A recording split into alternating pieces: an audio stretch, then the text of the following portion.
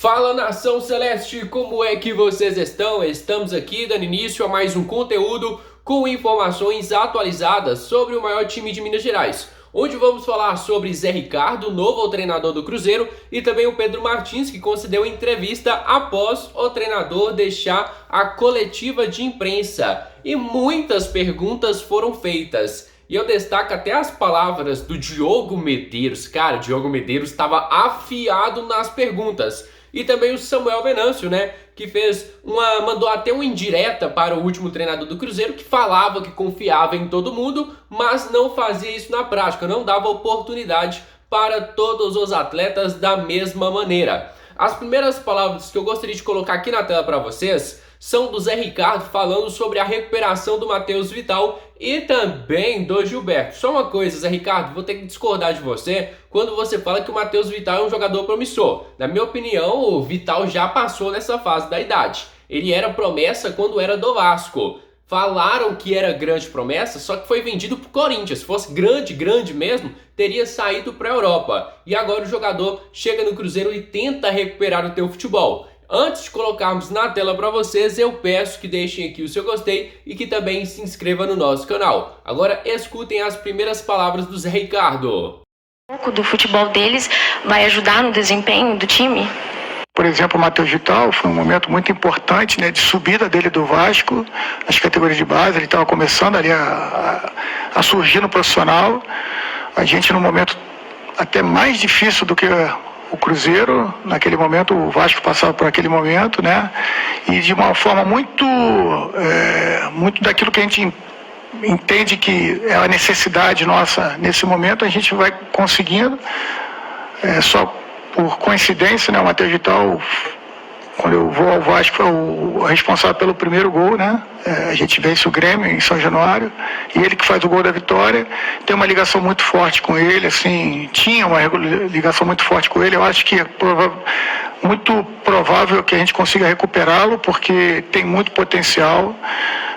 Eu confio que isso possa ajudá-lo a reencontrar o futebol dele. Sobre o Gilberto,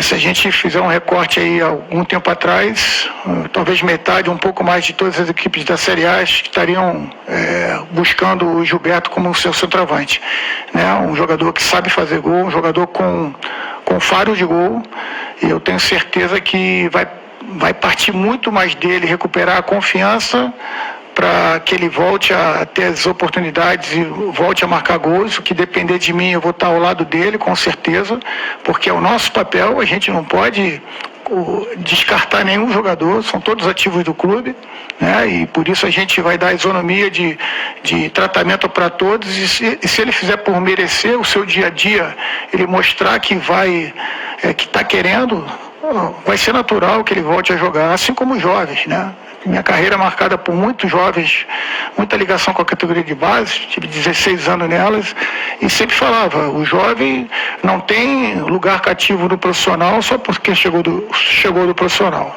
da categoria de base. Mas ele tem aquela energia, aquela volúpia que é muito importante em momentos como esse, para que a gente faça eles empurrarem aqueles que estão acima dele e ele queira mostrar passagem. Não tem cadeira cativa no profissional, mas ele tem ali elementos fundamentais para que façam as coisas acontecerem para ele e para o clube também. Então eu espero que vou estar aqui no Cruzeiro 24 horas por dia na toca, e eu espero que essas conexões sejam feitas o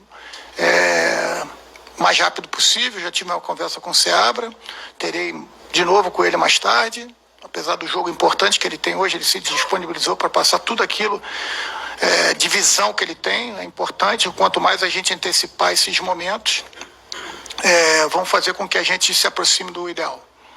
Zé Ricardo, bom dia. Thiago. Agora prestem atenção, família, eu vou colocar aqui para vocês outro recorte. Primeiro, de um desabafo ali do Pedro Martins durante a coletiva de imprensa. Se você observasse, a mão do cara ficava tremendo toda hora, e ele fala, olha, quem está satisfeito com isso, que aquilo, quem não acredita no projeto do Cruzeiro, nem sequer deveria estar ali naquela sala de imprensa. Foram palavras do próprio Pedro Martins. E depois, o Diogo Medeiros pegou aí as falas do Pedro Martins e falou, olha, confiança ela tem que ser dos dois lados. O Diogo Medeiros, tava afiado demais nas perguntas. Eu vou colocar na tela para vocês as palavras do Diogo Medeiros, só que antes eu vou colocar para vocês o desabafo do Pedro Martins. Prestem muita atenção. Da Toca 2, que tem dúvidas sobre os rumos que esse clube vai tomar, essa pessoa tem que sair. Porque ninguém disse que ia ser fácil, ninguém disse que não ia ter turbulência, ninguém disse que a gente ia percorrer um mar de flores. Construir projeto é difícil. Nós vamos passar por turbulência, sim. E a gente só vai passar forte por elas, se as pessoas que estiverem aqui na Toca acreditarem nisso aqui. E 2, se a gente tiver o apoio e o suporte da torcida. Só vai acontecer se a gente mostrar para a torcida que o rumo do projeto é para levar o Cruzeiro para um lugar que ele já atingiu como instituição no seu passado,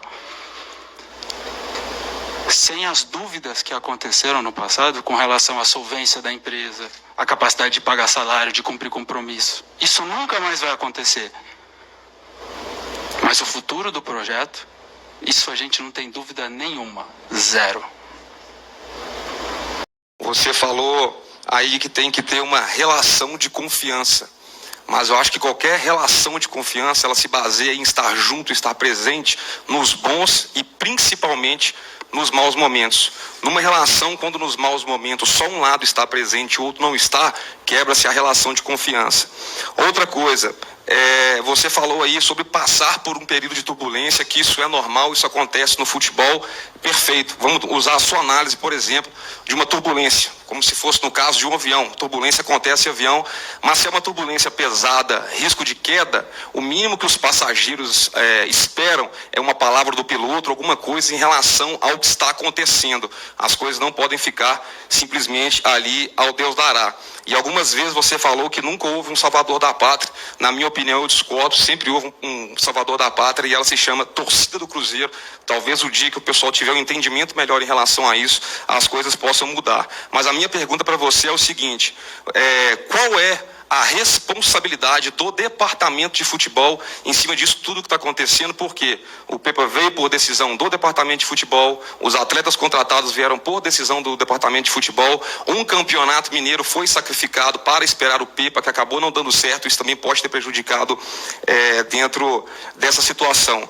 Então, qual é a responsabilidade também do departamento de futebol nisso tudo que está acontecendo?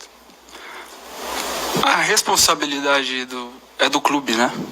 Acho que desde o início, quando a gente começa a reconstrução do Cruzeiro, fazendo uma avaliação, né, de tudo que existia lá para trás, né? Clube que não tinha dinheiro para pagar a conta de luz, que atrasava o salário dos atletas, dos funcionários, um clube que não tinha estrutura física de trabalho. Agora, família, vou encerrar por aqui o nosso conteúdo. Espero de coração que vocês tenham gostado do nosso trabalho. Se gostou, já deixa aqui o seu gostei e também já se inscreva no nosso canal, porque em breve traremos mais recortes sobre esta entrevista para vocês. Agora fica com o meu grande abraço, fica com Deus e até a próxima. Fui!